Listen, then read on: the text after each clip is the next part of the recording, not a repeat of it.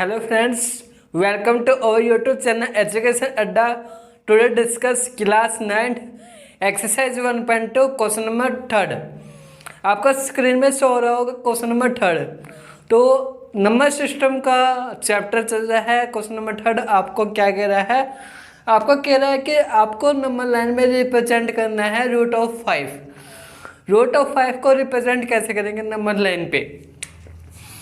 तो रूट 5 को कैसे रिप्रेजेंट करेंगे नंबर लाइन पे?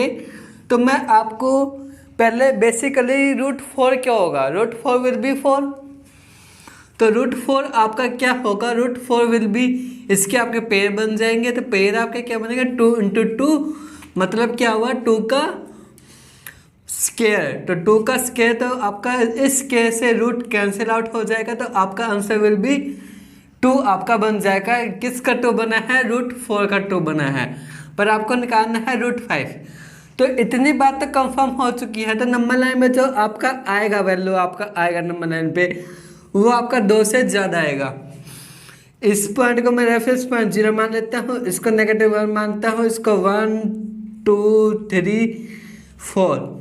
तो आपका 2 से ज़्यादा ही आएगा। तो 3 तो आ नहीं सकता, तो 3 तो वैसे नहीं आएगा। रूट 9 का 3 आपका आएगा, ठीक है। रूट 9 का 3 आएगा, क्योंकि रूट 9 का पेयर बनेगा 3 इंटू 3, तो आपका आ जाएगा। तो 3 वहाँ से आपका आ जाएगा।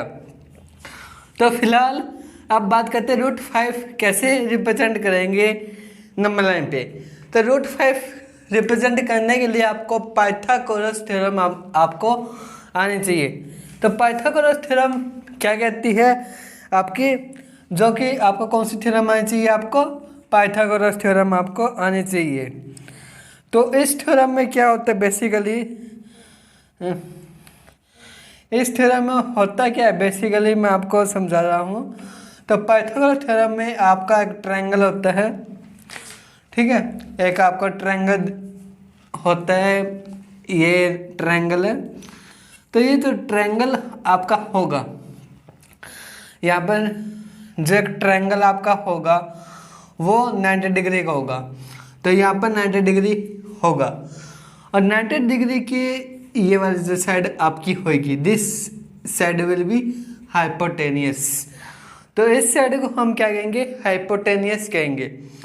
और जो इसमें एक नीचे वाला जो आपका दिख रहा है, ये वाली जो लाइन आपको दिख रही है, तो इस लाइन को हम बेस कहेंगे। तो इस लाइन को क्या कह दिया? बेस कह दिया। 90 डिग्री से आपका जो लाइन हुई है, मतलब ये वाली लाइन जो हुई है, उसको हम क्या कहेंगे? परपेंडिकुलर कहेंगे।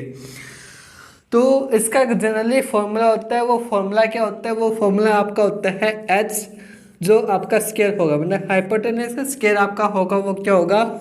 परपेंडिकुलर का स्क्वायर प्लस का बेस का स्क्वायर आपका होगा, अंडर रूट आपका होगा। अब परपेंडिकुलर आपको 1 ही मानना है, ये चीज़ याद रखना। परपेंडिकुलर आपको 1 ही लेना है। जब इस टाइप के आपके क्वेश्चन होते हैं ना, तो आपको 1 लेना है। इस टाइप के क्वेश्चन के लिए आपको हमेशा ही 1 मानना है। तो अब बेस कितना मानेंगे? तो अब आप देख सकते हो बेस हम कितना मानेंगे, जो कि रूट 5 आपका आ जाए। तो रूट 5 आपका आ जाए तो हम बेस यहाँ पर 2 मान सकते हैं। तो बेस विल बी 2, तो 2 का स्क्वायर आपका हो जाएगा 4। तो यहाँ से आपका आ जाएगा रूट 5। तो यहाँ पर आपका रूट 5 आपका आ जाएगा। अब आपने बेस क्या माना था? 2। बेस आपने क्या माना? 2, मतलब कि 2 तक आपका होगा। अब 0 से लेकर 2 तक, मतलब कि यहाँ से लेकर यहाँ तक की वैल्यू जो होगी।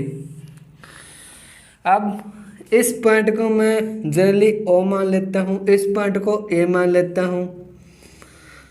तो अब आपको ने क्या कहा कि परपेंडिकुलर को आपने क्या मानना है? 1 मानना है।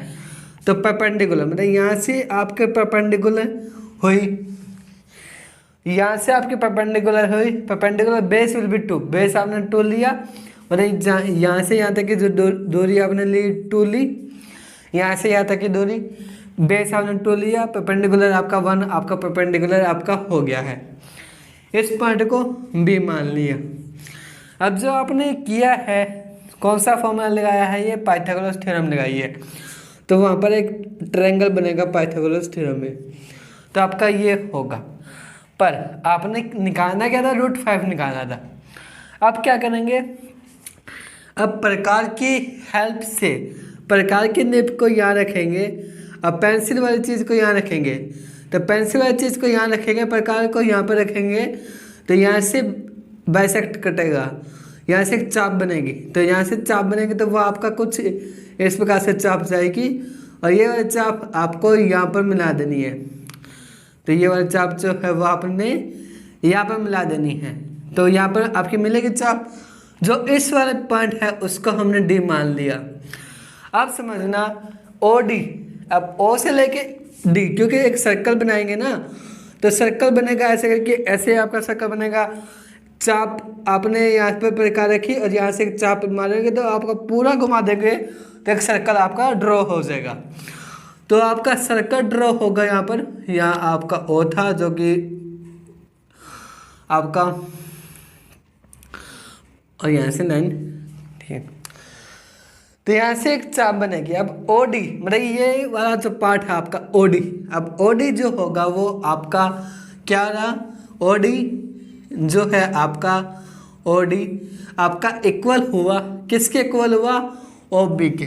क्लियर, क्योंकि सर्कल है, सर्कल में ये सर्कल है, सर्कल से यहाँ पर मैं सेंटर से पॉइंट की बात कर रहा हूँ, सेंटर से, तो यहाँ से मैं मानूँ ये वाली जो रेडियस हुई R और ये वाली जो रेडियस हुई विल बी इक्वल, ये वाली रेडियस, ये वाली रेडियस, ये वाली रेडियस, ये वाली रेडियस, ये वाली रेडियस, ये वाली रेडियस, ये वाली रेडियस, ये वाली रेडियस, ये वाली radius, any of this radius वो आपकी क्या रहेगी, बराबर रहेगी।